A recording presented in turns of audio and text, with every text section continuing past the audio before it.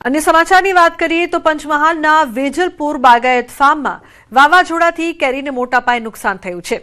અંદાજિત 40 વીઘામાં 2000 કરતા વધુ વિવિધ પ્રજાતિના આંબાના વૃક્ષ આવેલા છે। મોડી રાત્રે પવન સાથે આવેલા વાવાઝોડા દરમિયાન અંદાજિત 400 મણ ઉપરાંત કેરી આંબા પરથી ખરી જમીનદોસ્ત થઈ છે।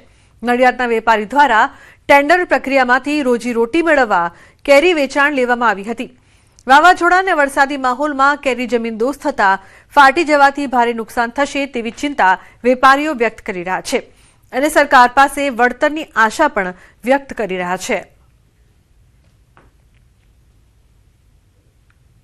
અમે બગાયત કેરીનું ફાર્મ લીધું હતું તે માટે અમે વ્યાજે પૈસા લઈને અમે બગાયત ખરીદ્યું હતું કેરી।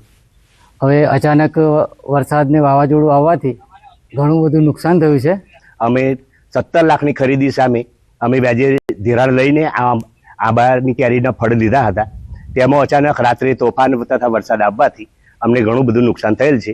હવામાન વિભાગની આગાહી મુજબ ગુજરાત રાજ્યના કેટલાક વિસ્તારોમાં પ્રી મોન્સૂન એક્ટિવિટીના ભાગરૂપે વાવાઝોડું અને વરસાદ થવાની શક્યતાઓ વ્યક્ત કરવામાં આવી હતી। જે મુજબ ગત મોડી રાત્રે પંચમહાલ જિલ્લામાં ભારે પવન સાથે વાવાઝોડા સાથે વરસાદ ખાબક્યો હતો। હું આપને સીધા દ્રશ્યો બતાવીશ, આપ દ્રશ્યોમાં જોઈ શકો છો। હાલ આપણે પંચમહાલ જિલ્લાના બાગાયત કેન્દ્ર ખાતે છીએ અને બાગાયત કેન્દ્રની આ વાડી છે। અંદાજિત 50 એકર જમીનમાં પથરાયેલી વાડીમાં 2000 થી વધુ વિવિધ પ્રજાતિના આંબા આવેલા છે અને આંબા પર હાલ કેરીના ફળ લાગ્યા છે। તેને એક વેપારી દ્વારા ખરીદવામાં આવ્યા હતા ટેન્ડર પ્રક્રિયાથી અને આ હાલ જે કેરીના ફળ છે તે તોડવાની કામગીરી ચાલી રહી હતી। દરમિયાન જ વાવાઝોડું આવતા કેરીને ભારે નુકસાન થયું હતું।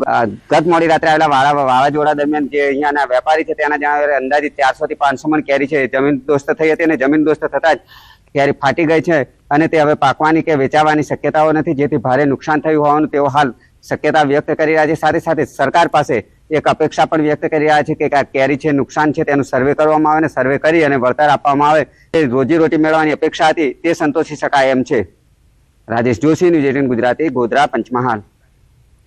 ગીર સોમનાથ જિલ્લામાં ઉનાળાની ઋતુ દરમિયાન પાણીની ઉપલબ્ધતા અંગે રાહતભર્યા સમાચાર છે। જિલ્લામાં આવેલા 5 મુખ્ય સિંચાઈ ડેમોમાં હાલમાં પૂરતો પાણીનો હોવાથી આગામી ચોમાસું લંબાય તો પણ પાણીની કોઈ સમસ્યા નહીં સર્જાય। સિંચાઈ વિભાગના અધિકારીઓએ જણાવ્યું કે પીવાનું પાણી, સિંચાઈ તેમજ ઔદ્યોગિક ઉપયોગ માટે હાલ પૂરતો જથ્થો ઉપલબ્ધ છે। ગીરના જંગલ વિસ્તારોમાં વસતા વન્ય પ્રાણીઓ માટે પણ પાણીની વિશેષ વ્યવસ્થા કરવામાં આવી છે। અધિકારીએ જણાવ્યું કે વન્યજીવો માટે અલગથી પાણીનો જથ્થો રિઝર્વ જથ્થો રાખવામાં આવ્યો છે, જેથી ઉનાળાની કાળઝાળ ગરમીમાં પણ જંગલ વિસ્તારમાં પાણીની કોઈ અછત સર્જાય નહીં। ખેડૂતોના મતે સિંચાઈ માટે કેનાલ મારફતે પાણી અપાયું હતું તે રીતે જો ચોમાસું લંબાય તો એકાદ બે પાણી આપવામાં આવે તો ખેડૂતો પણ કોઈ સમસ્યા નહીં સર્જાય અને તેઓના કુવાઓ પણ રિચાર્જ થઈ શકે। ગીર સોમનાથ જિલ્લામાં 5-6 ડેમો છે, એમાં 70-80% પાણીનો જથ્થો છે। તો જો વરસાદ ખેંચાતા અમને હજી 1-2 પાણી આપે તો શેરડીનો પાક અને મગફળીને અમે પાણી આપી શકીએ અને આ કેનાલ થકી અમારા કૂવા પર રિચાર્જ થઈ શકે। કેનાલું એ ઉનાળુ પાકું 3 પાણી આપ્યા છે ને જો વરસાદ ખેંચાતા હજી 1-2 પાણી આપે તો ખેડૂતોને ફાયદો થાય છે। સિંચાઈ માટે આપણે દર વર્ષ જે રિઝર્વ જથ્થો રાખીએ છીએ એ હાલ અત્યારે પર્યાપ્ત માત્રામાં ઉપલબ્ધ છે।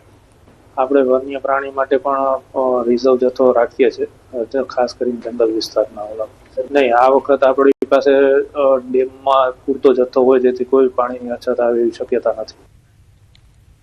અને મહત્વપૂર્ણ સમાચારની જો વાત કરીએ તો નર્મદાનું તુમડાવાડી ગામ જે આઝાદીના આટલા વર્ષો બાદ પણ વિકાસથી વંચિત હતું, અહીં ગામ લોકો પીવાના પાણી માટે, વીજળી માટે રઝળપાટ કરતા હતા।